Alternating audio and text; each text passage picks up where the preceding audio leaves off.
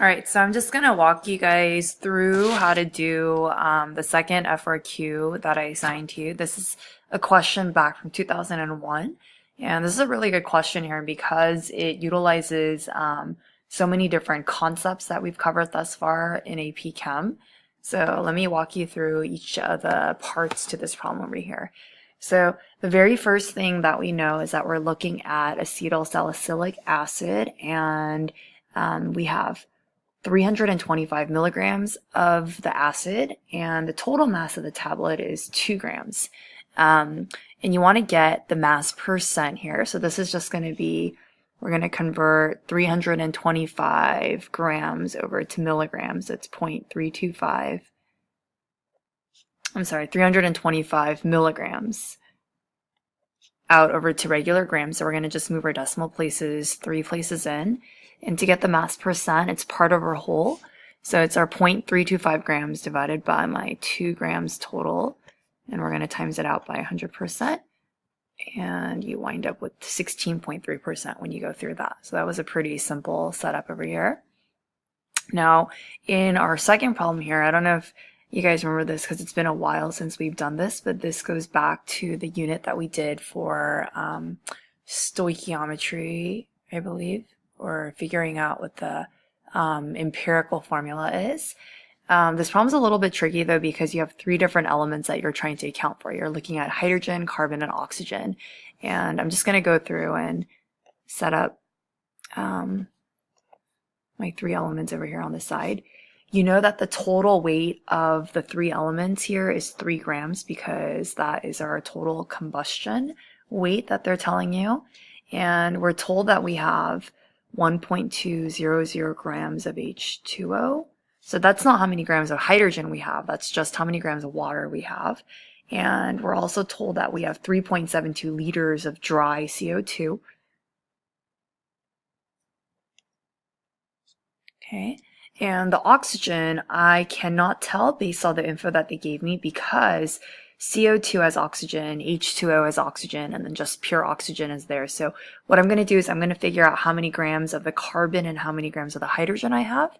And then we could subtract it out from the 3 grams and you would get your weight of oxygen at the very, very end. So for the carbon, the tricky part here is that you're dealing with liters and you're given some other information about the CO2. You're given pressure, 750.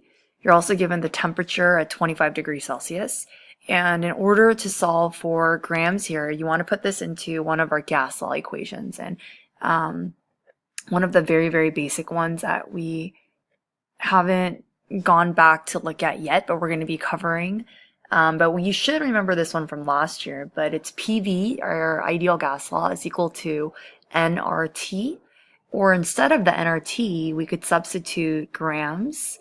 So PV is equal to nRT, so GRT over molar mass, because the grams of the molar mass are going to come out to moles for us.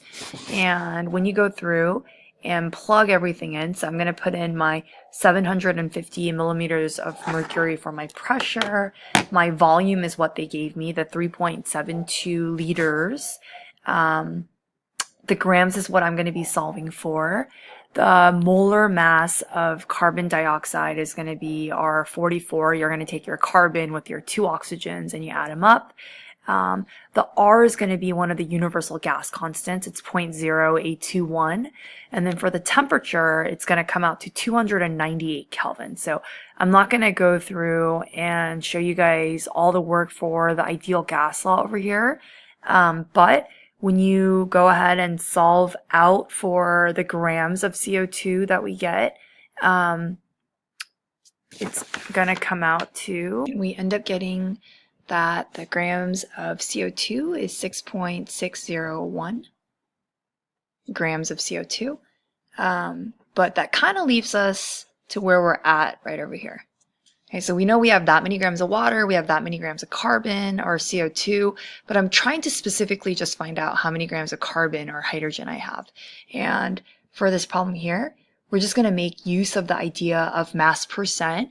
You know that you could take the mass percentage of carbon and then times it by the grams of CO2 we have. So in CO2, there our 12.011 grams of carbon, and we're going to divide that by our total mass of CO2, which is 44.011. And if you guys multiply all this out, we're going to end up with our mass of just the plain carbon of 1.801 grams. Now for the hydrogen, we're going to do something really similar. We're going to take the mass of hydrogen that was given, and we're going to multiply it by the mass percent idea right here. So we have 2 hydrogens inside H2O, so it's 1.008 times 2, and the total weight of water is going to be 18.016. So remember, this part right here is really just the percentage that you get, and you multiply it by the grams that you have. So this is going to end up with 0.134 grams of hydrogen. And finally, to get the oxygen number, we're going to subtract it out from 3 grams here. So we're going to go 3 grams minus 1.801 minus 0.134, and we're going to end up with 1.065 grams of oxygen. Okay, so that's that. And I think that's all they were asking for in problem set B, so we should be good there.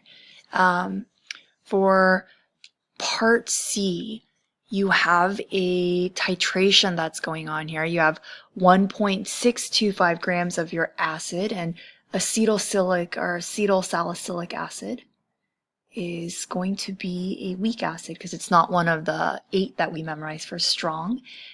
You're putting it in water, and then we're titrating it with 88.43 mils of 0.102 molar sodium hydroxide.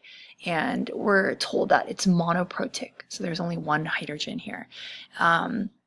So one really quick thing that we could do is, we know that we have 1.625 grams of your acid, which is weak, and we have 88.43 mils. So I could figure out how many moles of base I have.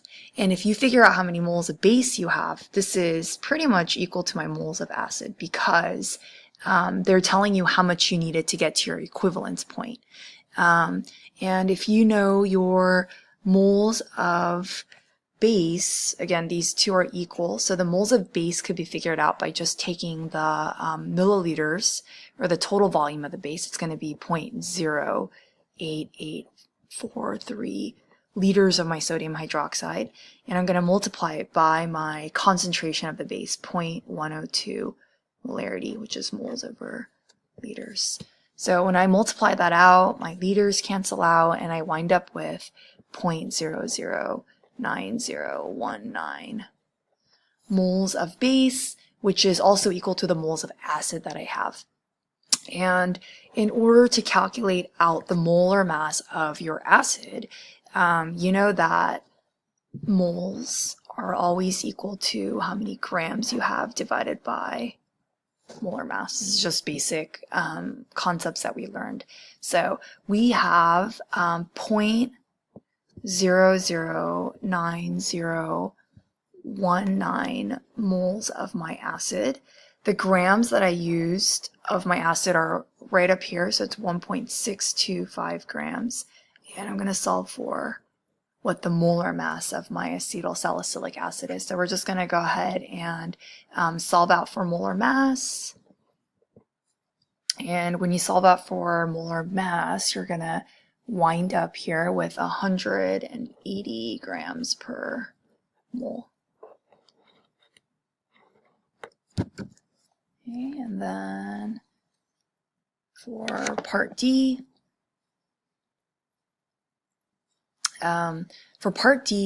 it does say to use the data from the titration shown below in this table. So in order to do part 1, we actually have to use information from this table as well. Otherwise, you're going to look at the problem and get kind of confused on how to get started.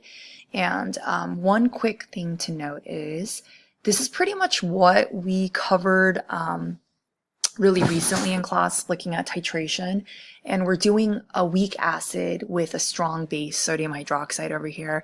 They tell you when your equivalence point is reached, and one piece of information to note here is this. That's pretty important. When we have 0 mils of the base added, the pH of my acetyl salicylic acid is 2.22. Okay? And if you know that your pH is 2.22, we could easily calculate out the hydronium concentration of my weak acid here. So we're going to do 10 to the negative 2.22, and we wind up with 6.03 times 10 to the negative third. Okay.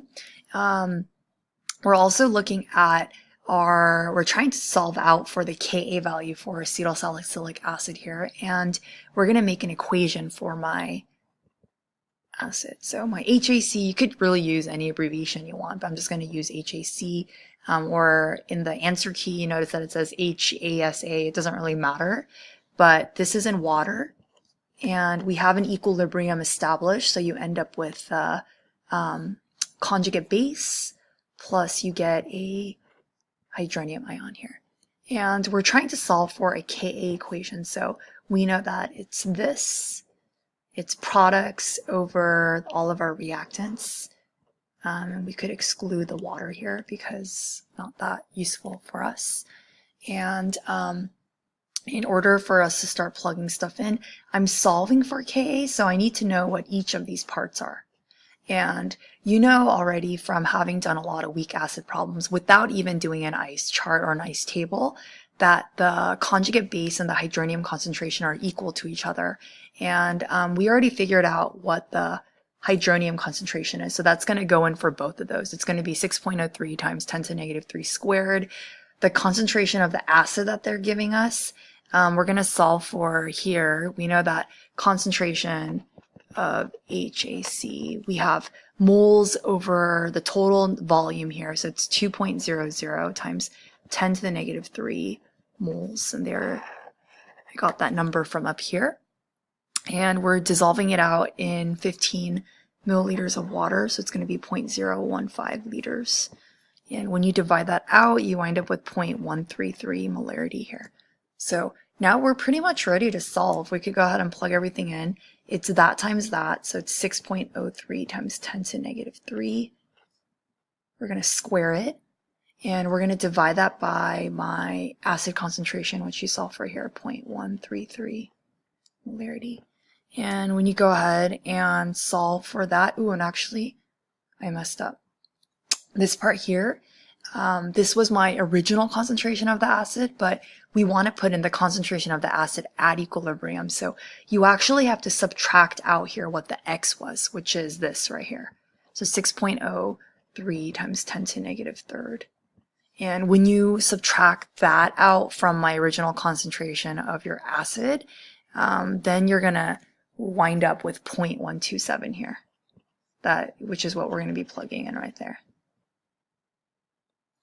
Okay, so we're going to take that, square it, divided by 0.127 molarity, and then we wind up with our Ka value of 2.85 times 10 to the negative 4.